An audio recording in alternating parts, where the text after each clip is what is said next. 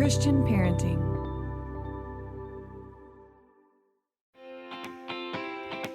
Welcome to the Called to Love podcast, where we discuss all things adoption and foster care and dive into the practical, the clinical, and most importantly, the biblical perspectives to help you and your family thrive.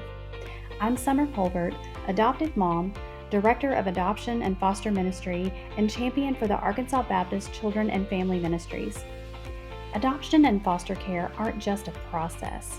They are both unique invitations to go on a journey with the Lord, where you will experience life-changing opportunities to grow in your faith and learn to love in an entirely new way.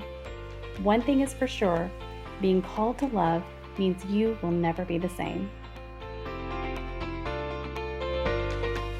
Welcome, friends, to the Called to Love podcast. I'm so grateful that you're here today, and I am especially excited to welcome today's guest, as we are going to be talking about a topic that affects many couples right now who are seeking to grow their families, and this is the topic of infertility.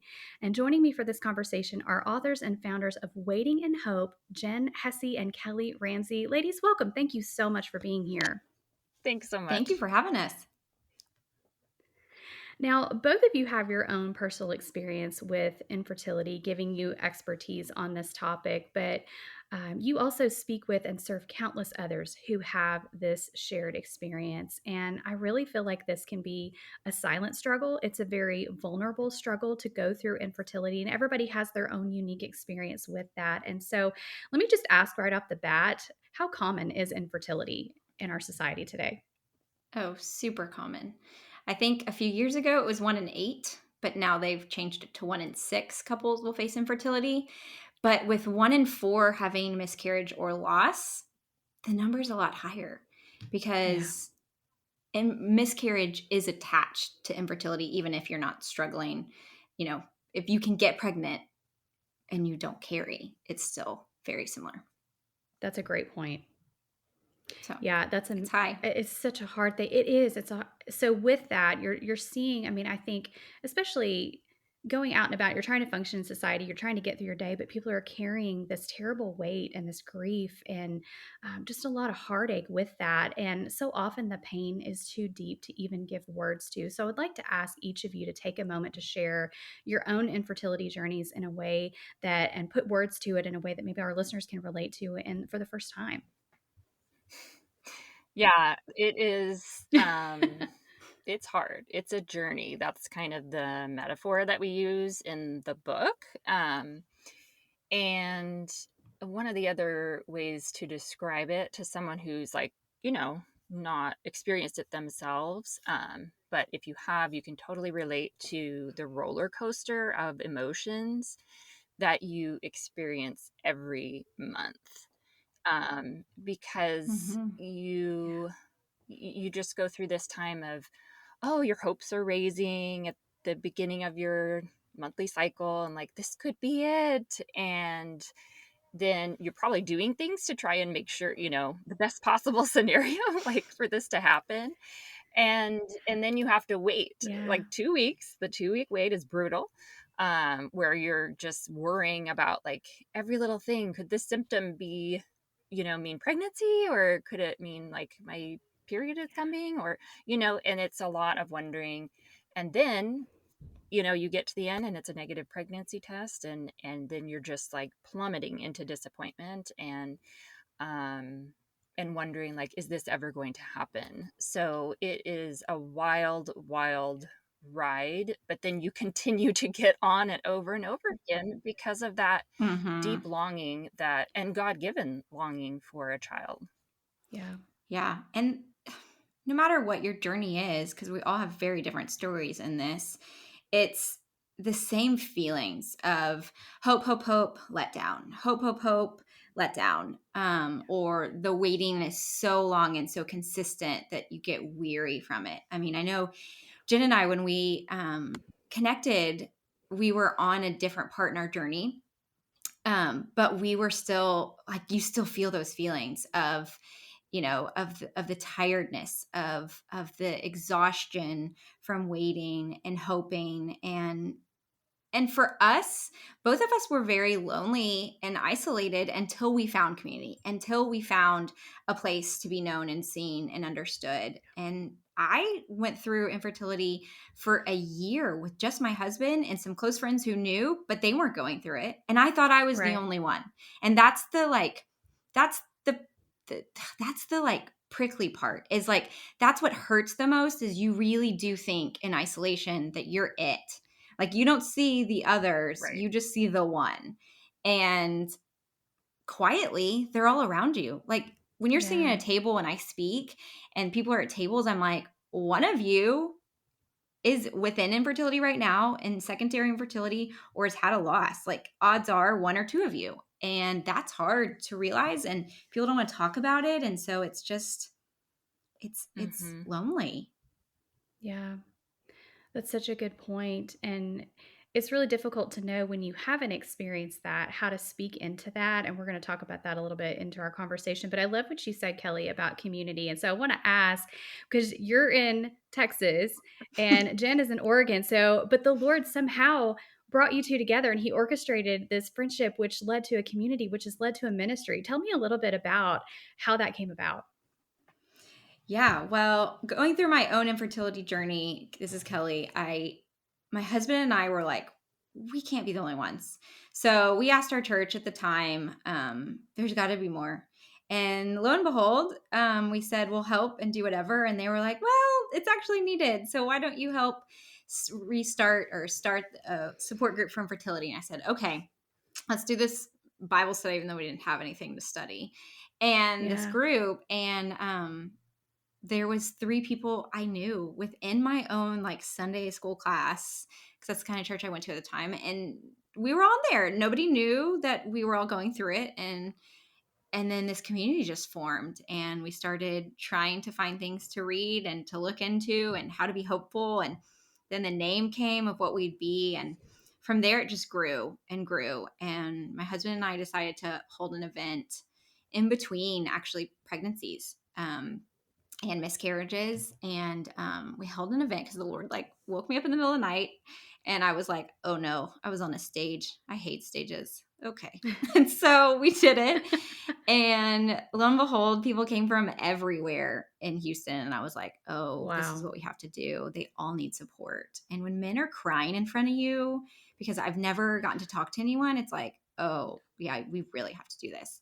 And so that's where Yeah. Waiting in Hope Ministries was actually born, and started from there.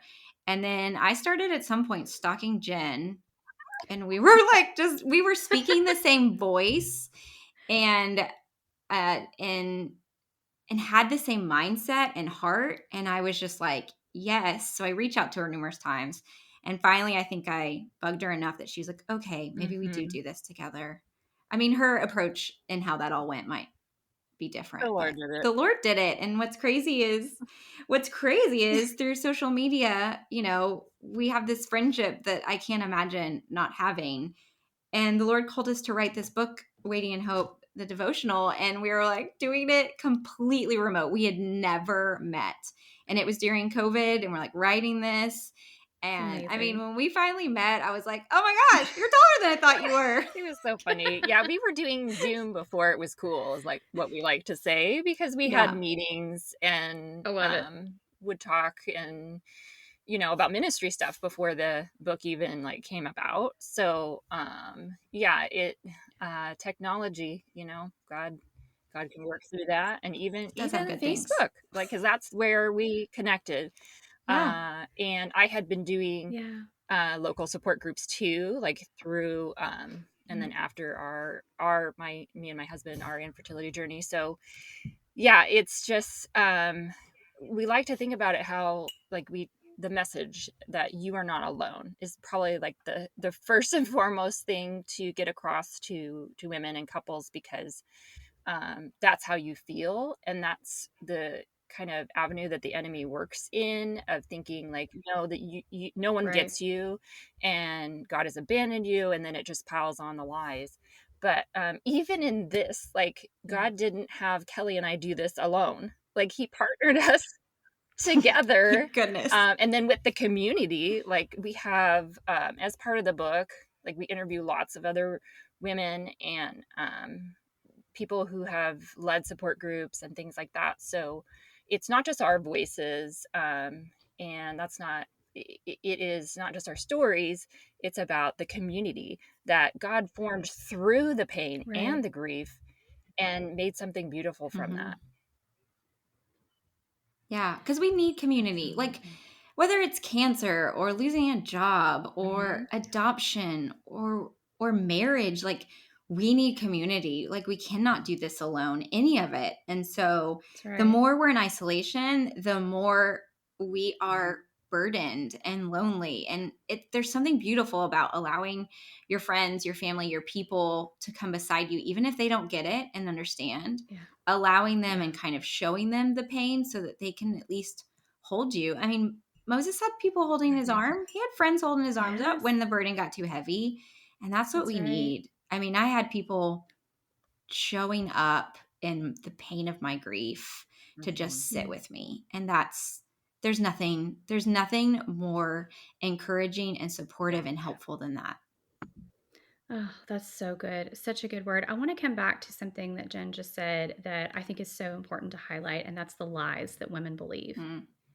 and that couples believe. And so I'm a firm believer that I agree with you completely that the enemy does everything he can to steal, kill, and destroy and to isolate us in our struggles so that he can pull us away from a faith and trust and understanding that God is still good even in the midst of it all. And so I think it's important to give voice to the lies because maybe somebody's Mhm. listening right now, ladies, who they don't even realize that they're believing a lie. So would you give voice to some of the lies that are common to families who are experiencing infertility? Yeah, we talk about this in the book. Cannot even remember which chapter, Jen.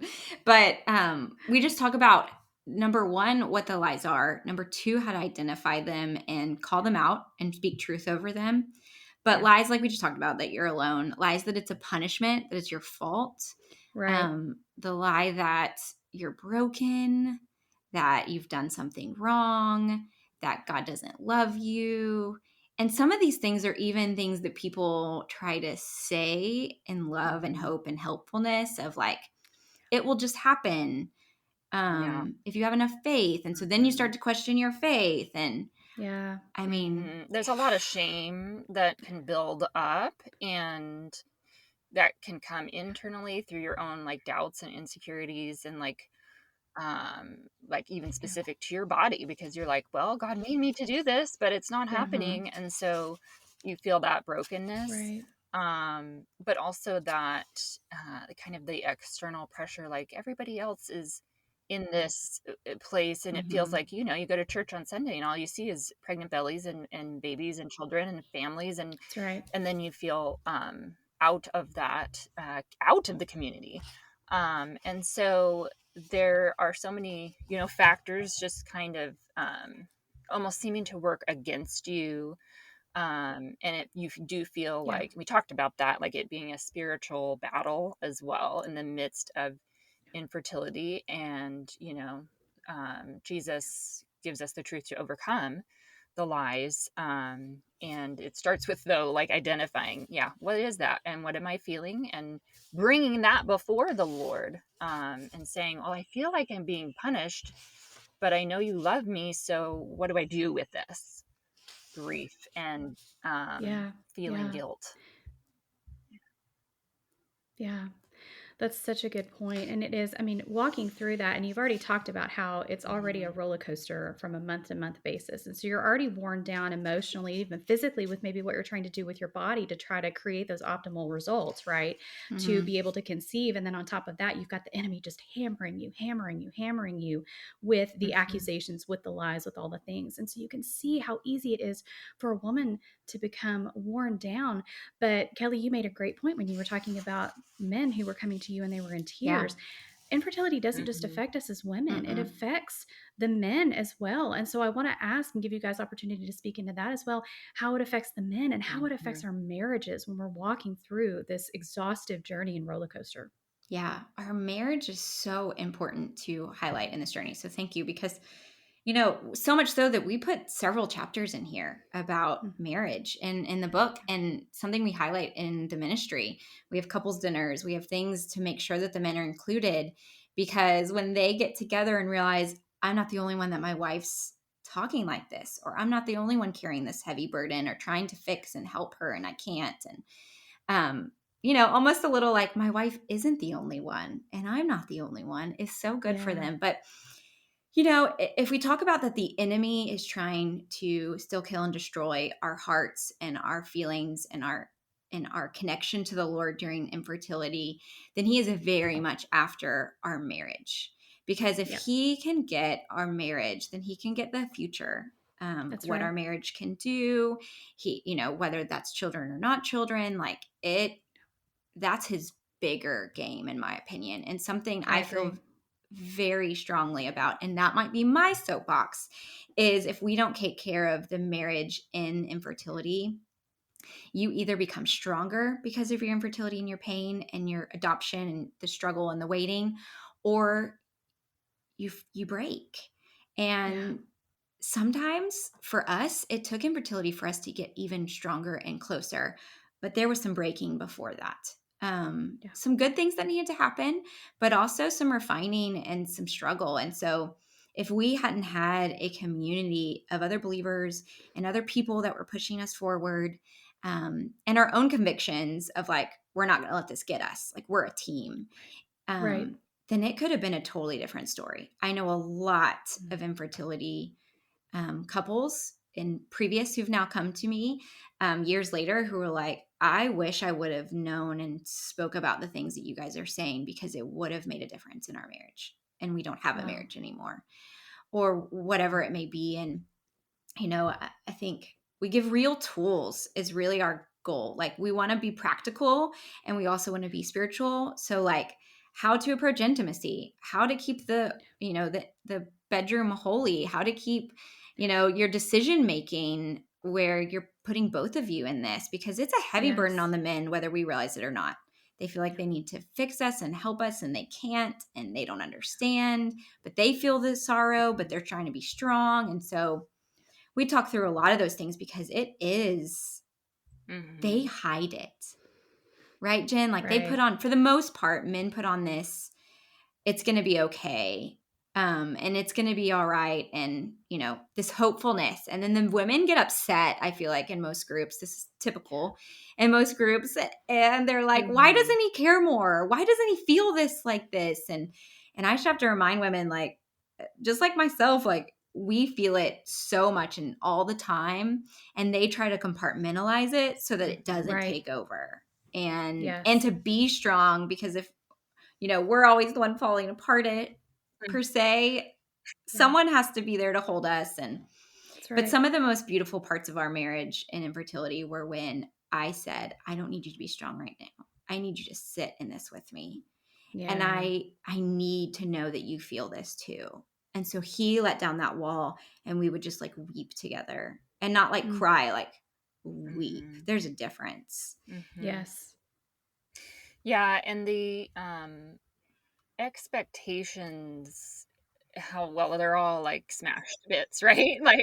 And you come into a marriage with expectations, and you already have to kind of work through that, depending on how wide they might be of reality. But then you have this, I think everybody has an or a lot of people do. Plan. Yeah. But also that a child might fix your marriage. That is a big assumption. And non-Christians and Christians, I feel have that belief that we've got these issues in our marriage, but then once we have a kid, somehow those will go away. I don't know, it doesn't really make sense logically, but it's still there, it persists. And then when you tighten, and it's because heightened. You're it's not happening then when you experience infertility, and then miscarriage, if that comes along too, then it's just heartbreak. So we talk about in the book and in our support groups that infertility adds on top of that, and just exacerbates any other issues that are going on and present in a marriage relationship, but also friendships, family members, that kind of thing. And so as we talk about in marriage, and then also just on a large scale, is that a baby isn't going to fix your problems. Like That's the right. what of your weight matters, like that you desire a child, and that's a good desire.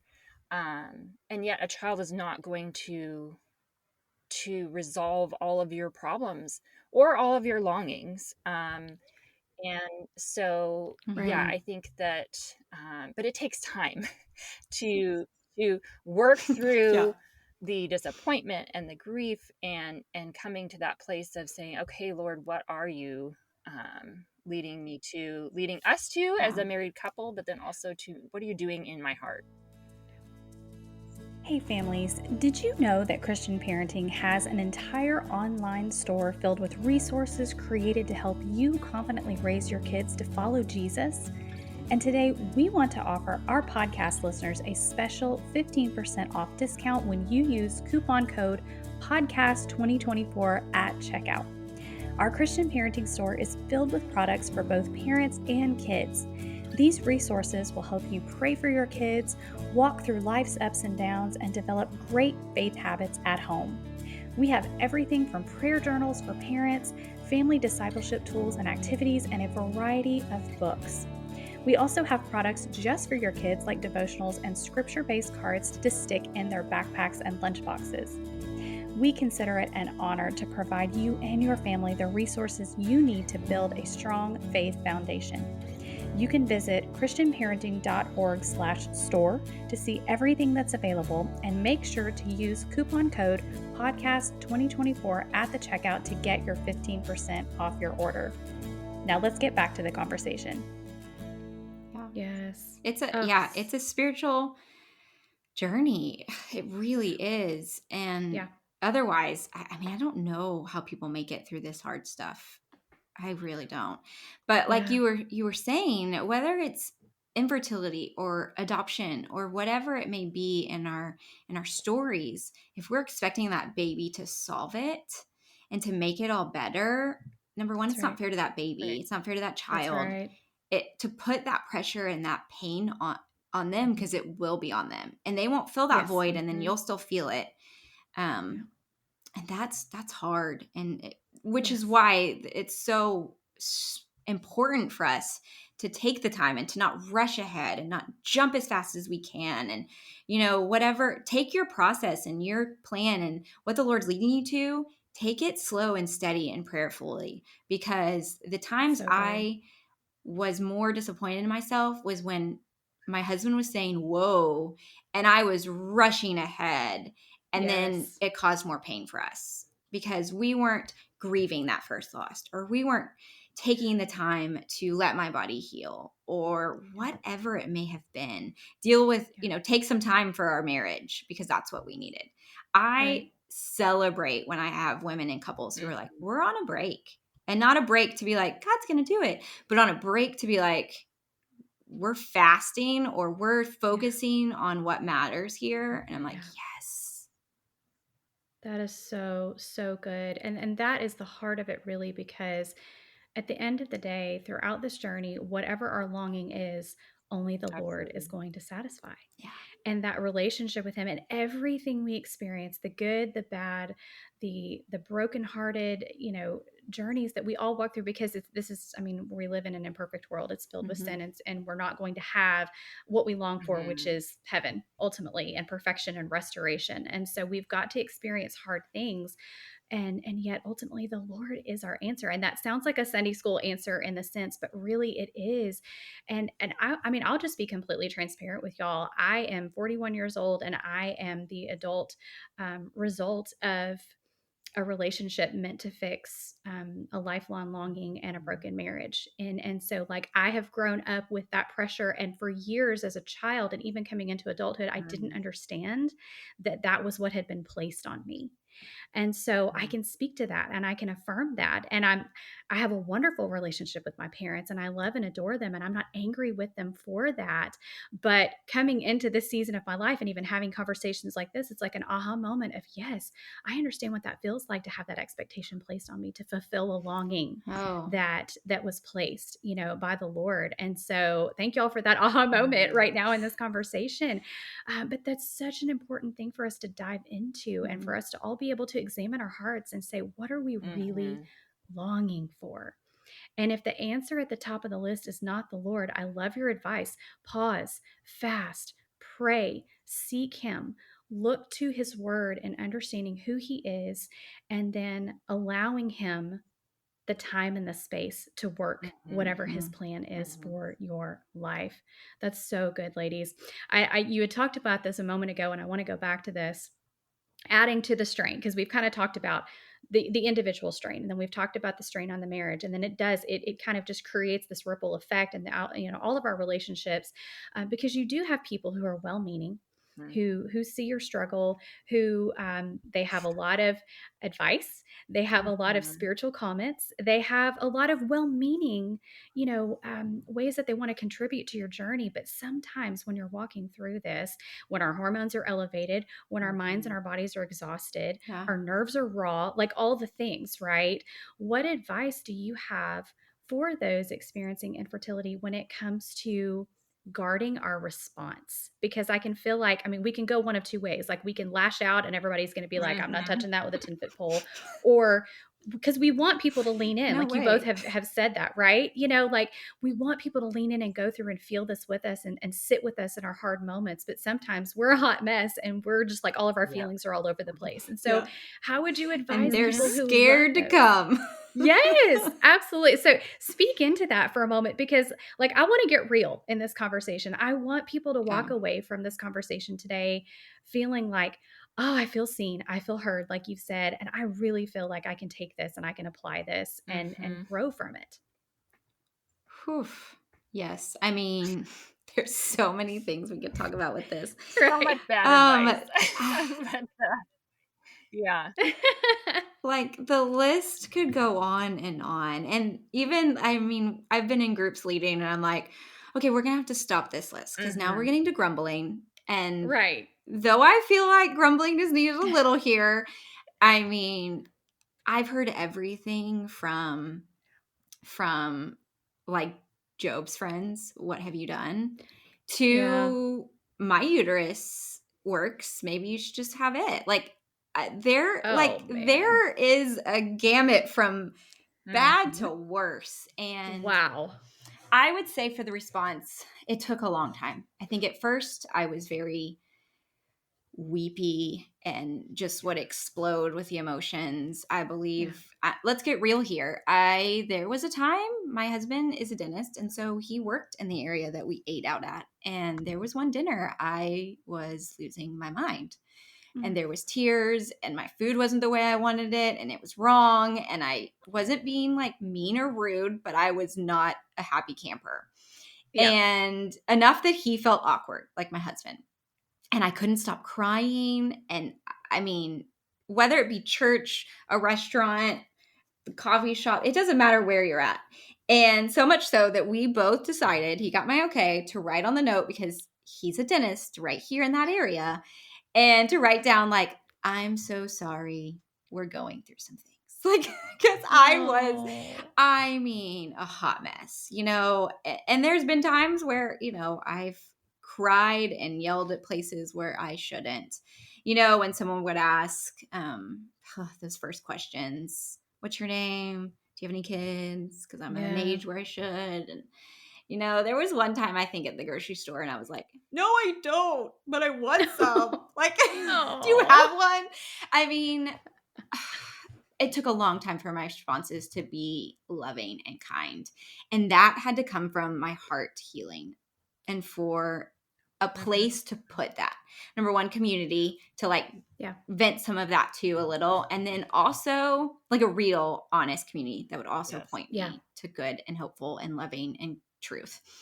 But also, like, there had to be some healing in my heart to not be so upset every time I talked about it. Like, when you go through therapy at the beginning, when you're in therapy and trauma work, like, you cry every time you talk about something. And the more you work through it, the less you cry and the less you explode and the less those feelings burst, because you're dealing with those emotions and feelings. Jenny Allen's book right now, or that's coming out, is all about knowing your emotions and your feelings. And that's something I feel like we talk about a lot, is like, if you can't know what it is, it's just going to come out, and it's not going to come out good, and it's not going to come out healthy.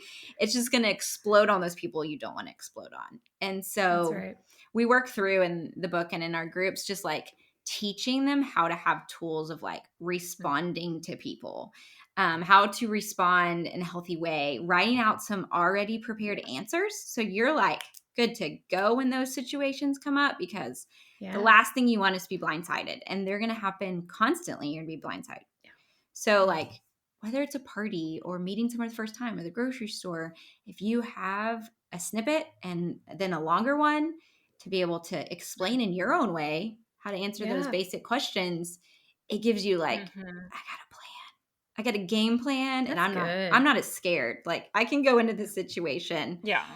It but I equips think that you, helps. like you feel less taken aback every time, because you can't prepare for everything, but there are some the like no, you know, do you have any kids question, that will come up. Or one of the great ones that I heard was, why don't you have any kids? It's not for lack of I don't know. Yeah, talk to ask the Lord for me.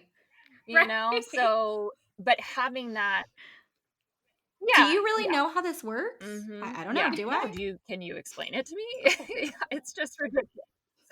Maybe I don't. So, right.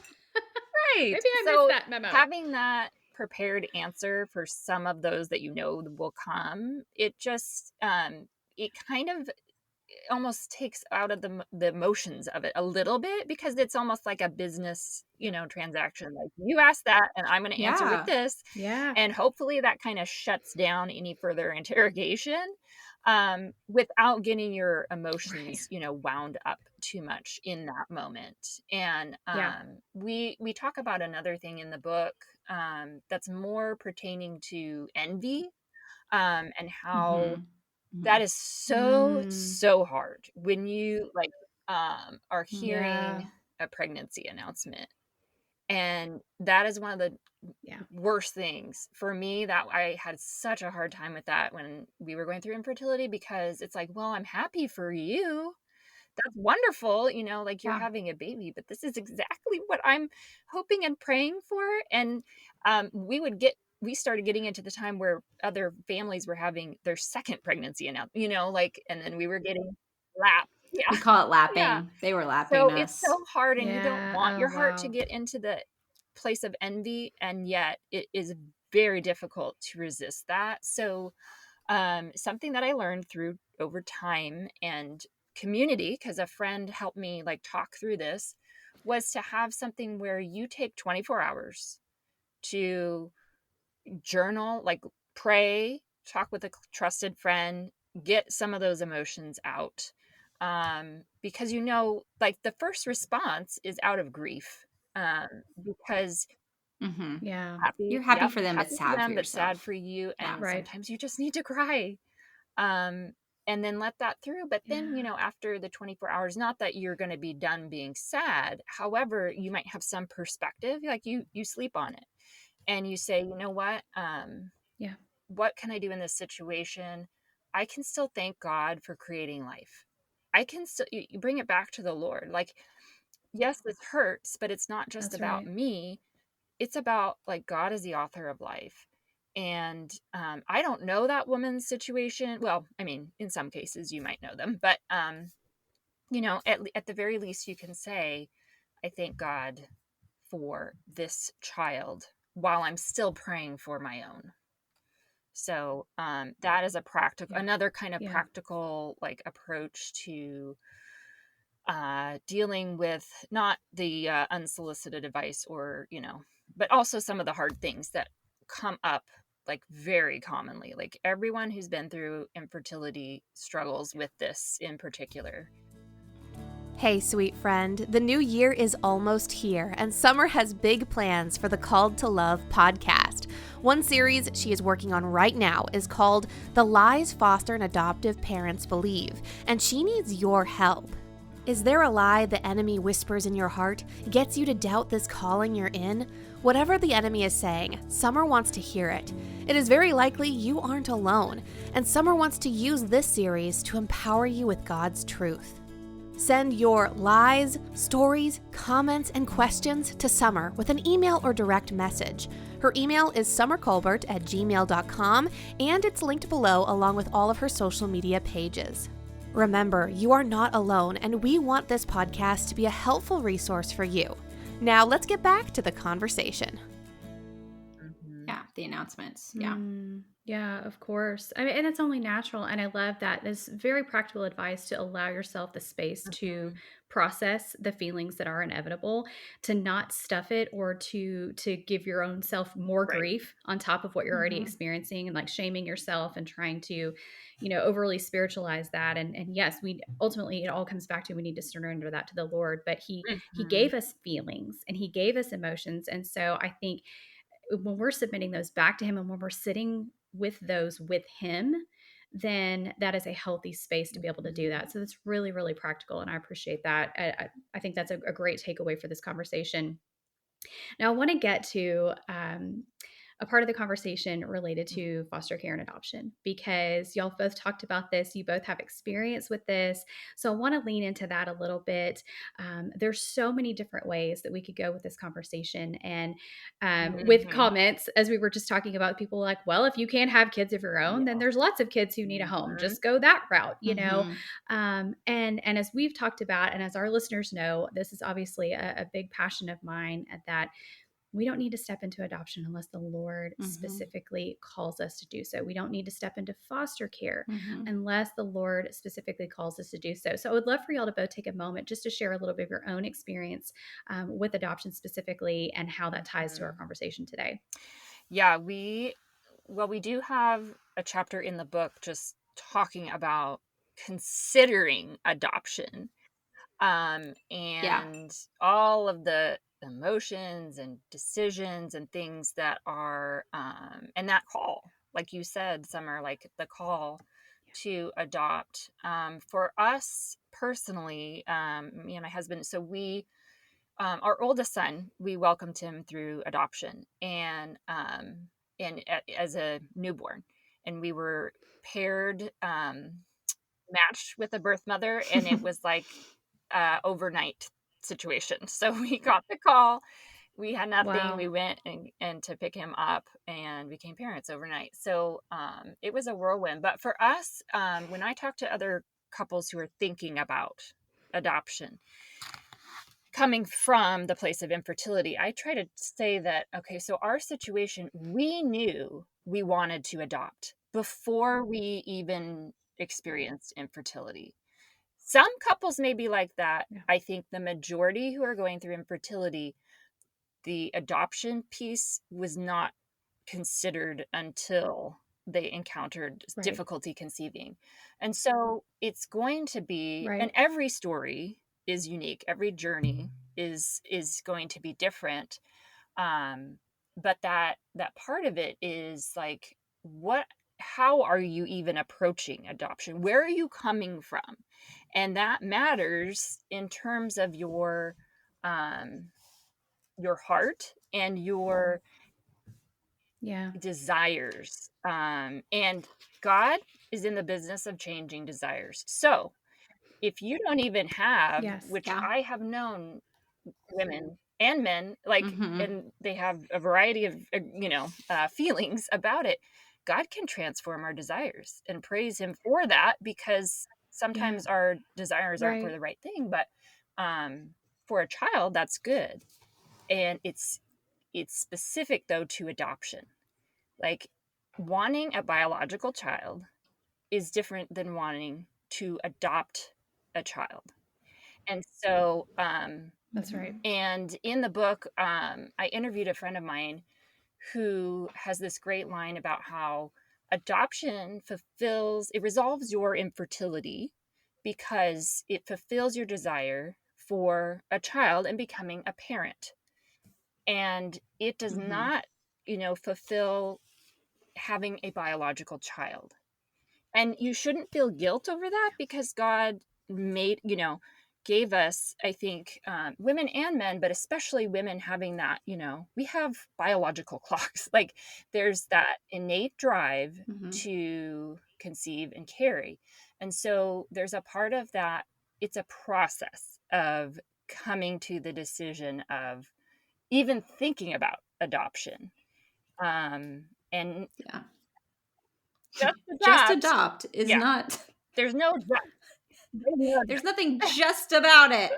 No, there is not. Yeah. I think we hear so often, and we know that, God's heart is for adoption and is for the orphan. But that does not mean that every one of us is supposed to go there. And I think the church and people around us will band-aid that. We'll be like, this will solve this for you. This will make this all better. This will give that answer. But like we talked about earlier, that answer is not that simple. And that answer and that Band-Aid has things underneath it, and wounds and pain and scars and blood. And if we don't work on healing that first, it can never be a Band-Aid. Like adoption can never Band-Aid anything. And we wanted to adopt when we came into marriage. We just didn't know and what God's timing would be for that. And so our story's kind of funny because I rushed through this gamut of infertility stuff and testing and different procedures, and overstimulated in our first year. And they were like, you could do IVF tomorrow. And I was like, had to pray, and we're at Valentine's Day dinner, and the Lord was like, no, like, you don't have the financial provision for that. Granted, we could have called a few people and they would have provided right away, but we thought that was taking it into our own hands because we had just our, tax return, which would have been the exact amount, was like 2 weeks late. We didn't know why. We just bought our first car like 2 weeks prior. And we were like, okay, like, God lined all that up. He is in the business of details. He would have taken care of this, and he knew. Anyway, they let us redo it because it was their fault and at no cost to us. So we tried IUI again and had heartbreak again. And then after that, I was like, at some point I was like, I'm ready. Like, let's start heading towards adoption. And we started putting money away, and like, you just know God's timing by the way he's moving and working. And we put money away and all these crazy things, and we're starting to fill out paperwork. And my husband was like, I think we should still try. And I wasn't listening to him. And then a car broke and crazy computer things. And I was like, oh my gosh, there's all our money for adoption. Like, it was a lot. And I was like, okay, so maybe we do need to try again. And then I got pregnant, and like, we ended up losing that baby. But the Lord's timing and all that was just like, it is not your time to adopt. And I kept stepping and I kept trying and like, wasn't getting the hint, but he was so patient with me. And 2 miracle sons later that like didn't even know it was possible because doctors told me it wasn't without help. And then we waited 2.5 years for adoption. Like, we were a waiting family for a long time, to the point where my boys and my husband and I were like, maybe this dream's over. Like, maybe maybe we're getting too old, or maybe this isn't right. And sure enough, he was like, no, I'm going to do it once your book baby's done. And so the book baby was done. And that same weekend, he was like, here's a birth profile, and this one's for sure yours. And not for sure, but like, we read it and we were like, this is us. This is ours. And it just took a while, but that's so amazing. You never know what God's doing. And the more we like lean in and allow ourselves to trust and to give him those desires, and that pain and those aches, the more he's able to show us how he's working too. I think we miss some of that because in our plans, we don't include him. If we're relying on him and putting all of our faith and our trust and, sitting in that chair that can only hold us by salvation, like, if we are really there, hands open, then he's directing that. And our plans will either move forward or they won't. And you'll either know it's a right or a left or whatever it may be, as you're looking to him and gaining his wisdom and insight and knowing to pause when it's supposed to pause. Yeah. Oh, such a good word. I love that. In church yesterday, one of the things that I wrote down, we're going through the book of Exodus right now, and it was something to the effect of God is already orchestrating the pieces to answer a prayer that you Mm-hmm. haven't even uttered yet. Mm. And so that just made me, as you were explaining that, Kelley, that was what I was picturing and just going back to, because I can share in that. I think you and I have very similar personalities in that I just push. Like once I made up my mind, we were going to go after adoption. It was like I was obsessed with the paperwork. It was blinders on. I was going to do it all. I was going to push doors open that the Lord was clearly Not keeping doing. closed for a Yeah. reason. Yes, absolutely. And so, I mean, our listeners know my story, but just to share with y'all, I mean, we went through 9 processes in 10 years and only one successful Mm. placement. Just to, Mm. and we tried processes literally all over the world, gave our hearts to Mm. children all over the world that never Mm. get to call me mom. Mm. So that was a different journey for me. And very Mm-hmm. much grief and loss in those Mhm. children that I thought I was going to get to parent and love in that way. And so I can relate to that on so many levels of just trusting in his plan and his timing.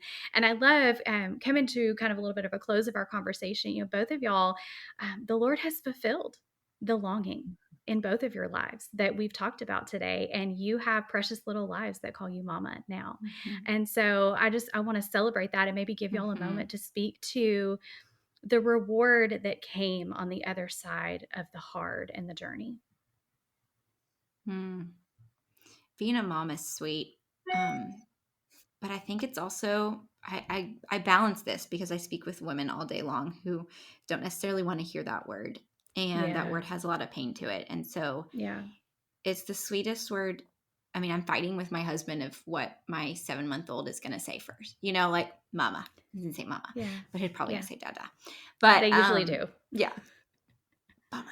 I And know. but it's not the only word, and it's not the most important word we hear. And so I think when I started to realize that the word daughter and beloved Mm.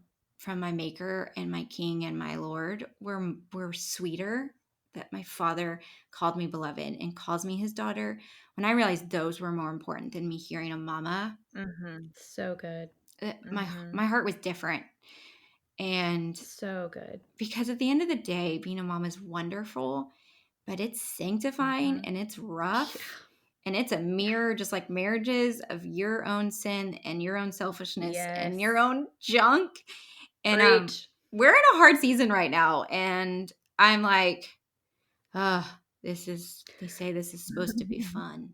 So to get through those moments on this side, if I hadn't had infertility to refine me and desire for me to need the Lord, want the Lord, and to be his daughter, Mm-hmm. I don't know.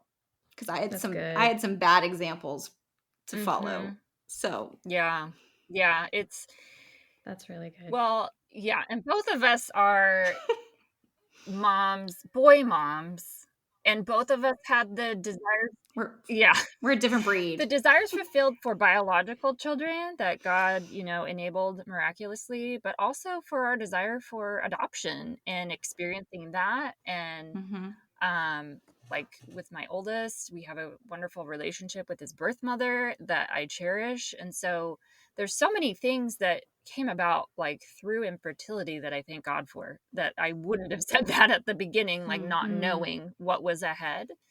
Um, and I agree with Kelley, and I think it took like the fulfillment of those desires for me to see like what we talked about earlier, that that's good, and we praise God for fulfilling the desires, and that's not ultimate. Like Kelley said with being a mom, like the having a child is wonderful. It's a blessing. It is not the ultimate thing that we need in life. That can only be Christ. And Right. it was like through Right. infertility and then motherhood that I realized, like, well, I mean, I knew motherhood was going to be hard, but when you're in it, you're like, wow, this really is, difficult, and that it's not all the Yeah. dream, world that you envision when you're Yeah. in infertility, and kind of probably with rose-colored glasses because that's what you hope for. Yeah. Yeah. Um, but it was through both those things, infertility and motherhood, that I had to see like the challenges. No, it's like, Jesus, you are who I need most. And and Yes. then bringing that back to like the wounds of infertility, and like, if can a biological child fulfill that? Can adoption fulfill that? Well, yes, and ultimately no, though. Only the Lord is our, he is our portion. And so, That's um right. Yeah, and that will carry you whether you yeah, don't have a story like ours. Whether we write about this in the book, we really struggled with the title of yeah. what childlessness it would be. And we have some great Hmm. stories in there from women who have Yeah. stepped into that and are, owning their stories and Mm. grieving and also Hmm. celebrating in some ways. It's been a Yeah. journey for them, but we decided to call it Hmm. Different Can Be Beautiful because Mm. it was just like we knew it needed to be something that spoke to what was really Hmm. happening in their hearts, that it's Yeah. different than what they thought, Yeah. and it's not the way they want it to be, but it can be beautiful Hmm. if they allow it to Hmm. do that in their hearts. Because they So still have good. Jesus, I love like, that. it's what's the common Yeah. thread through all of Yes. this? Like, whatever the outcome of your journey, you will still have Jesus. And so it's, That's right. yeah, that's the consistency through our waiting and beyond, is, we can be thankful that we are Yeah. held by him. Yeah, Yeah. that he really is Absolutely. our only hope. That's exactly right. That's as I'm thinking about this, you sharing that, Jen, the Hmm. song Jireh, You Yes. Are Enough. Mm. That's on loop right now in my house right now. Just again, and it's a very popular praise and worship song. I believe it's Elevation, and that's such a good thing to just pray over your home, pray over your mind, pray over your Mm-hmm. heart. Like, Jireh, Hmm. you are enough. And at the end of the day, just reminding ourselves as we go through these journeys, and whether you're waiting to conceive, whether you are waiting to see adoption Hmm. fulfilled, whether you are waiting for God just to move and direct you in Right. whatever path He wants you to go on, reminding ourselves He is Hmm. enough and that He is faithful. He doesn't want to leave us in the desert. He will guide us through and He will Mm. show us the way. And there is so much good as you're Hmm. coming through this particular Hmm. journey. So, Kelley, Jenn, I have enjoyed this conversation so much. I am so grateful for your wisdom, for your ministry. I want to make sure that our listeners, if they are experiencing or have experienced infertility as a part of their story and would like to learn more from your resources and connect with you in community, how can they do that? Yeah, I would go to radianthopeinfertility.com. I would also order the book because it's what we would have wanted to have on our own. Like, that's why we wrote it. We're like, we need something in their hands that will walk them through what we would have wanted when we were going through it. When we were going through it, there was Yeah. like one Christian Maybe. book that I can remember with like a yellow cover. And now there are more resources available, but it was like, shouldn't there be more out there? Like God's word even speaks about infertility, and Right. yet there was like nothing available. So, and he made a way for this book to happen, and we're just so like in awe of that. But that was our heart, to have something that we wish we could have had, Yeah. Yeah. when we felt so Yeah. alone. And then Yes, for I can daily completely relate to encouragement, that. our content team does awesome on social media, and we have tons of things you can binge on the website, from blogging and different things. And yeah, and there's an online community. If you need to get into a support group and there's not one near you, Mhm. join that. It's going all the time. That's Mhm. fantastic. Okay. I'm going to make sure, friends, to have all of those links in today's show notes. So if you've just been particularly impacted by this conversation, please head over to the show notes and connect with Jenn and Kelley and everything that's going on at Waiting in Hope. I love that you stepped up and answered the Lord's calling to serve others in the midst of your own journeys. And it has just been a blessing getting to know you and speak with you today. Thank you so much for being my guests. Thank you, Summer. Thanks, Summer. Thank you so much for listening to Called to Love today. I love to hear from listeners, and so I would love to connect with you to hear your stories and answer your questions right here on the show. You can find me on Facebook and Instagram, send me a direct message, or send me an email at the link in today's show notes. I pray you have been encouraged by today's episode to walk in faith and continue to embrace your own call to love. Until next time, blessings, sweet friends.